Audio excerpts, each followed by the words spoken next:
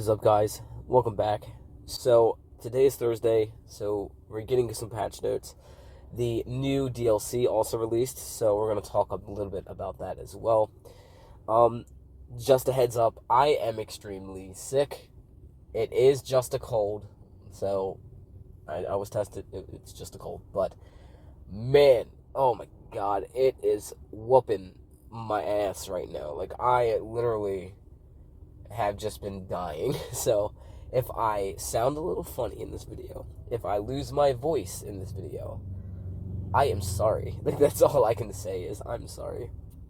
But let's hop into the information on the DLC, and then we'll jump into the patch notes.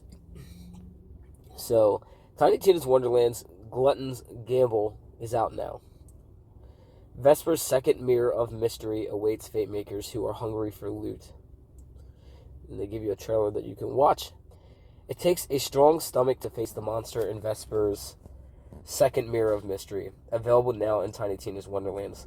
Trouble is brewing as Imelda the Sandwich unleashes her latest culinary creation, a potion that imbues her with a voracious appetite and fearsome strength to boot.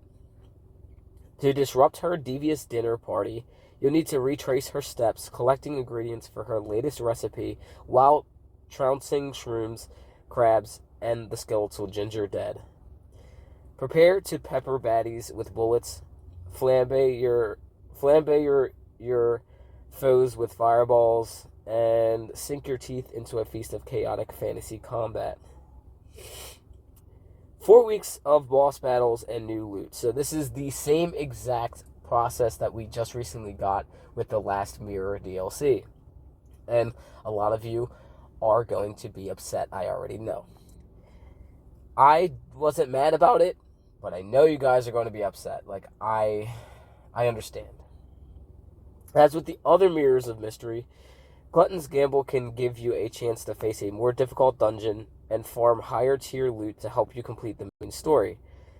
By gaining access to Glutton's Gamble, either through individual purchase or owning the Season Pass, sold separately and as part of the Chaotic Great Edition, you can test your mettle with this challenging, replayable gauntlet while Vesper shares the self-contained story of Imelda's origins. Vesper and her Mirrors of Mystery are located in the Dreamvale Overlook, just outside of Brighthuff in the Overworld.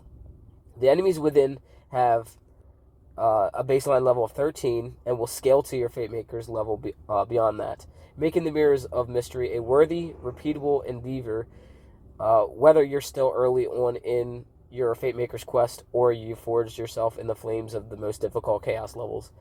But tread carefully, because dying within a Mirror of Mystery will kick you out of the Looking Glass. You'll have to start over if you want to show Imelda who's boss.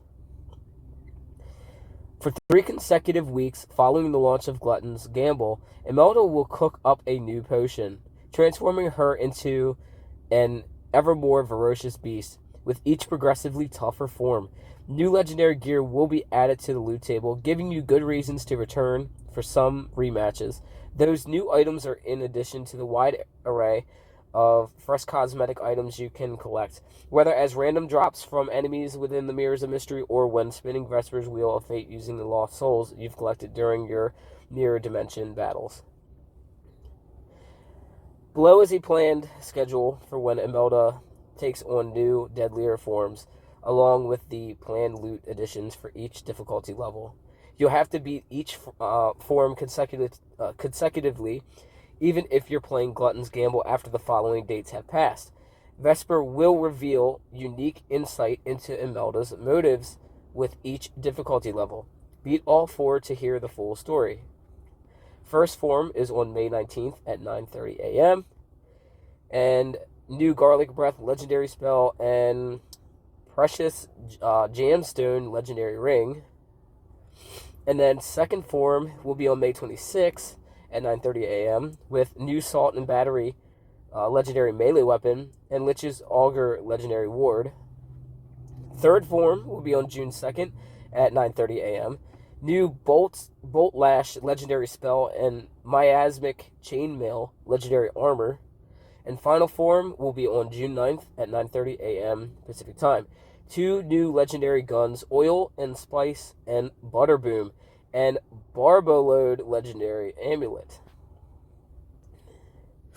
If you can successfully complete Glutton's Gamble at least once, its 5 unique level layouts and the Imelda boss fight will be added to the pool of Chaos Chamber possibilities for even more endgame dungeon variety. Combined with the ongoing series of limited time mini events and weekly featured runs that are constantly being added to Tiny Tina's Wonderlands, there's lots to be gained from besting Imelda's new forms each week. Good luck defeating Imelda and her cauldron full of culinary chaos. Glutton's Gamble is included with the Chaotic Raid Edition and Tiny Tina's Wonderlands and and it is included as part of the Tiny Tina's Wonderlands Season Pass. Also available for individual purchase, base game required. All dates, timing, and items are subject to change. So with that being said, with the details of the DLC, we also got the patch notes for version 1.0.3.0a. So at least we're changing some numbers here.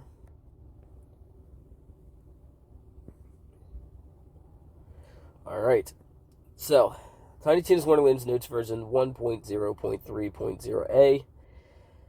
This is where you can read it on their website. And this is literally the same thing that is being said every week. I'm trying to save my breath here because I'm dying.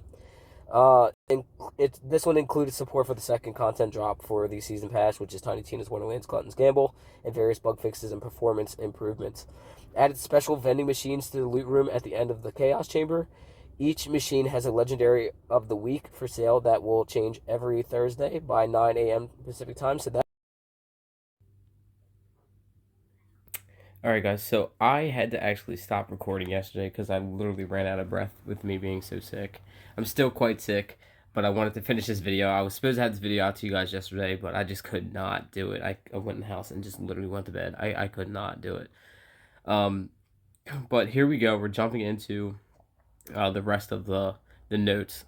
We didn't even get really to the notes yesterday. We only got to talk about the DLC, which I still haven't had a chance to play yet.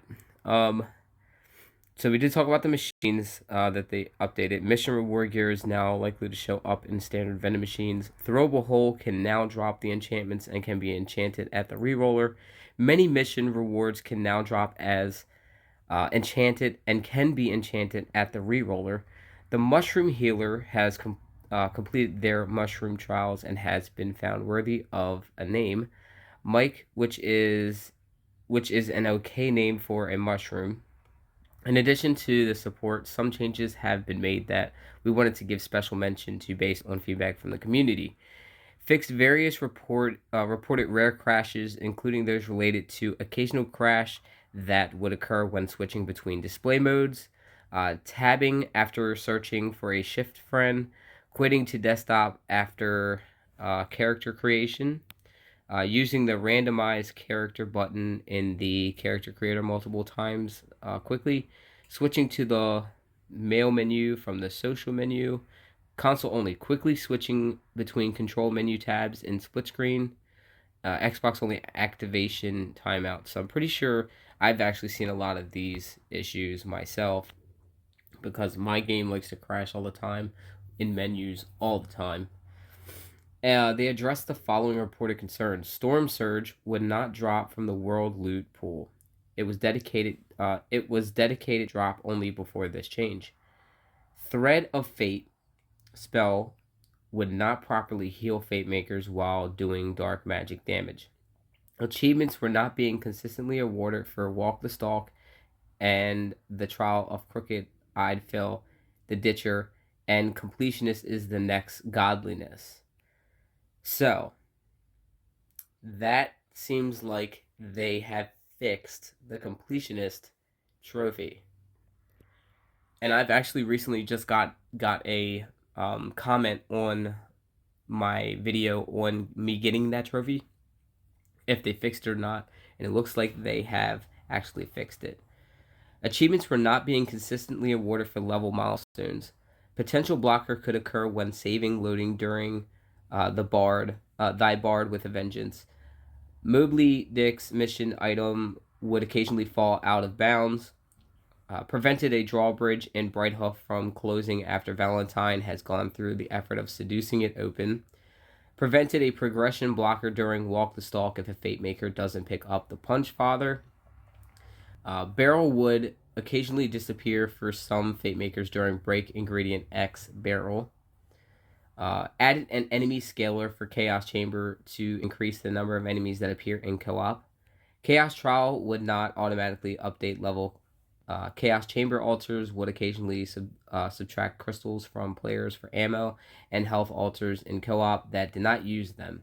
Some instances were where Fate Makers would not save as expected and would revert to a previous state.